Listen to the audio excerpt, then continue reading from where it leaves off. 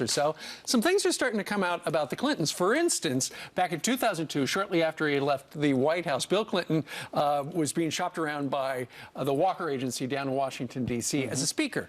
His going rate was $60,000 per speech. Good chunk of change. That's a lot of money. Yeah. But for one particular event, for the Mondavi Center at the University of California, Davis, they negotiated it up to $100,000. But here's the thing.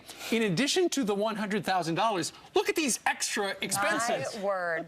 They flew him on a private jet. 70 miles, by the way. On 70 miles just from San Francisco to UC Davis. It was $100,000 for that. Then did he get to keep the jet? What?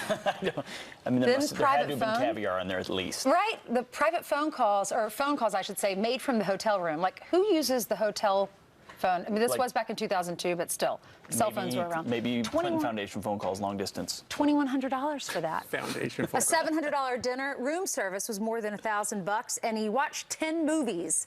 Or maybe his aides did. There were 2 aides with him. $120. Yeah. Well, yeah. But as I said before, I mean, they were dead broke, and so this was an important way. It's so expensive. So the people who asked him to come and speak, they were basically freaking out about this because they got all the bills afterwards, and they got a $7,000 bill for 5 days in that hotel room. And my question is, when you give a speech, you usually just go do the speech and then you come back. Sure. He stayed for 5 days and charged them the $7,000. Isn't that why you would get a private jet, so that we'll come pick you up for the event? And then take you right back. But instead, we'll pick you up, you'll go on vacation for a week, and then we'll take you back. In his defense, though, in his defense, like Hillary was asked, why did you take this money from Goldman Sachs? She said, well, that's what they offered. Absolutely. Yeah. A deal's a deal. Hey, you can do a 90-minute speech and you get to pre-approve the questions for $100,000. Right. Who would not? Sign me up for that. Exactly. Yeah.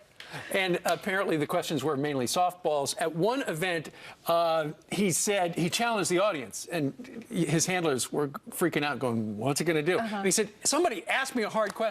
And then somebody asked him about Mark Rich and that pardon. Yeah. And then he wound up talking about it for 15 minutes. He looked terrible. And then, according to the New York Post, his aide was furious, dragged him off the stage.